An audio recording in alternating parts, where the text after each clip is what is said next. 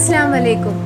अब हम देखेंगे कि फ़िजाइया जुमला किसे कहते हैं। चलिए इसकी तारीफ़ देखते हैं। जिस जुमले में हैरत, अफसोस, रंज, खुशी या किसी और जज्बे का इजहार किया जाता है उसे फ़िजाइया जुमला कहते हैं और इनके साथ फ़िजाइया निशान लगाते हैं। वहाँ पर देखिए आपको ब्रैकेट में एक खड़ी लकीर के नीचे एक डॉट नज़र आ रहा, तो वो कौन सा निशान है? वो फ़िजाइया निशान है।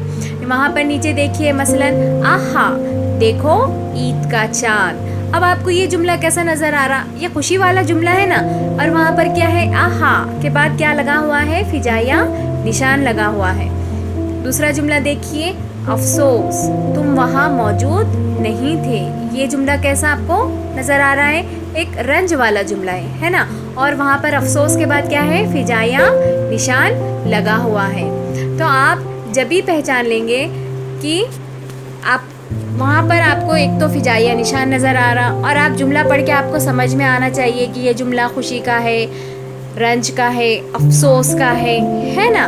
तो आप जब भी ये जुमले पढ़कर आप जब भी पहचान लेंगे कि ये फ़िजाइया जुमला है।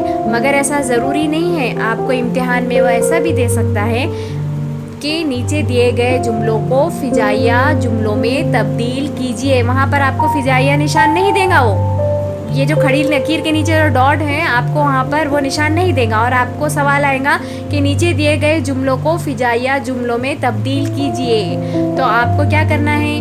पहले देखना है कि ये कौन सा जुमला है, आपको किस हुर्फ से समझ में आ रहा है कि ये खुशी वाला जुमला है, गम वाला जुमला है, रंज वाला है, अफसोस वाला है। तो आपको वहाँ पर क्या करना है?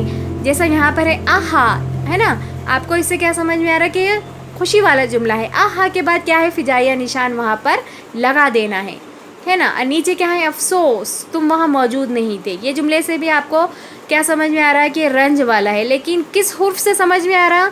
अफसोस, है ना। तो अफसोस के बाद आप क्या करेंगे? फ़िजाइया निशान लगा देंगे। तो इस तरह से आप फ़िजाइया जुमलों की पहचान कर सकते हैं। उम्मीद करती हूँ कि आपको फ़िजाइया जुमले समझ में आ चुके हैं।